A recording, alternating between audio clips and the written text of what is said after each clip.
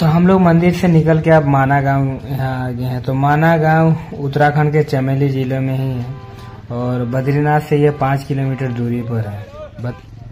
वैसे इस गांव का नाता महाभारत काल से भी जुड़ा हुआ है। कहा जाता है कि जब पांडव स्वर्ग की ओर जा रहे थे तो इसी गांव से होकर गए थे। माना गांव का पौराणिक नाम मणिभद्र है। यहाँ माँ अलकनंदा और सरस्वती नदी का संगम भी है। तो अगर यहाँ आप आए तो सरस्वती नदी, भीमपुल, गणेश गुफा, ब्यास गुफा, वसुधरा, ये सब आप देख सकते हैं। तो गुफा यहाँ हिंदी है ब्यास गुफा। तो हम लोग सबसे पहले सरस्वती नदी की तरफ जाएंगे, क्योंकि बोला जाता है रहस्यमय नदी सरस्वती का नाम ज्ञान की देवी के नाम पर रखा गया है और यहाँ पे सरस्वती माँ का मंदिर भी है।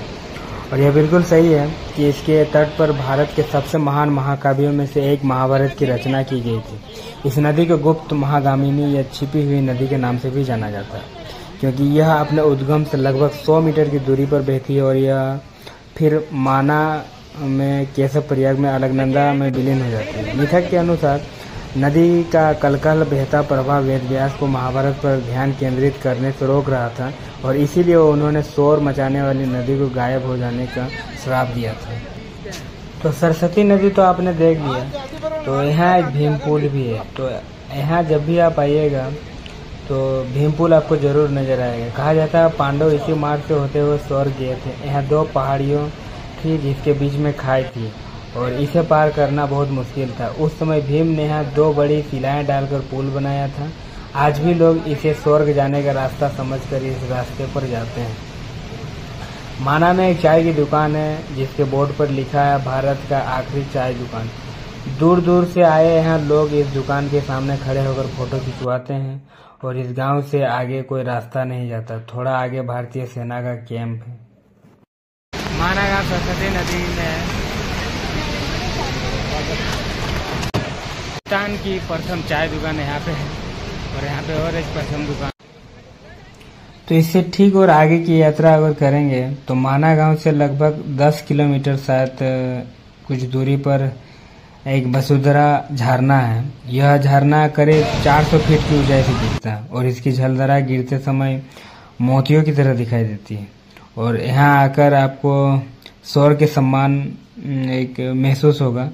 और बता दें कि यहाँ का जो जलधारा है यानी पानी बोला जाता है पापियों के ऊपर नहीं गिरता है। तो हम लोग को जाने का मन तो था बट जा नहीं पाएंगे क्योंकि काफ़ी हम लोग ऑलरेडी लेट हो चुके हैं।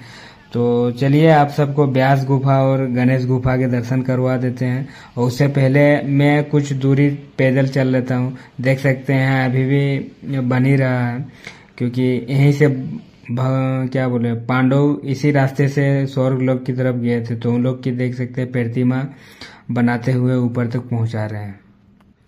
तो समय को देखते ही हम लोग और लेट नहीं करेंगे। यहाँ पे और दिव्य गुफाएं भी मौजूद है जिसमें से ब्यास गुफा और गणेश गुफा है। तो देख सकते हैं गणेश गुफा आ गए हम लोग। जब वेदव्यास जी महाभारत जी की रचना कर रहे तो गणेश जी को स्मरण किया था और उन्होंने महाभारत लिखा था।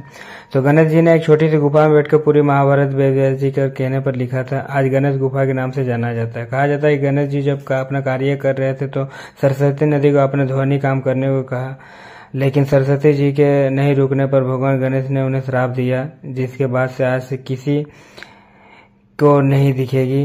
जिससे आज सरस्वती नदी सिर्फ बद्रीनाथ में ही निकलती है और वहीं पाताल में समा जाती है। तो चलिए ब्यास गुफा भी दर्शन करवा देते हैं। देख सकते हैं अभी कोई था नहीं तो मैं कैमरे लेके ही अंदर घुस गया। तो ब्यास गुफा के मैं अंदर आप गर्भगृह में दर्शन देख सकते हैं करा रहा हूँ। तो कहा जाता है माना में स्थित ब्यास गुफा में यह महर्षि वेदव्यास जी सभी वेदों पुराण और महाभारत की रचना की थी और गणेश जी उनके लेखन बने।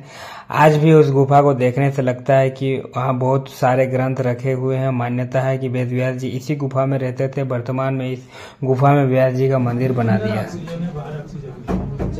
तो इसी के साथ हम लोग का 4 धाम यात्रा अब वहीं पे समाप्त होता है। तो हम लोग को आज किसी तरह अब हरिद्वार पहुंचना है, जो कि 350 किलोमीटर अब हम लोग को चलना पड़ेगा, जो कि हो सकता है हम लोग रात तो 1 भी बज जाएगा। तो कोई बात नहीं, चलते हैं यहाँ से, निकलते हैं जितना जल्दी निकल सकें, क्योंकि रास्ते आप आते टाइम ही देख लिए थे कितना खतरनाक है।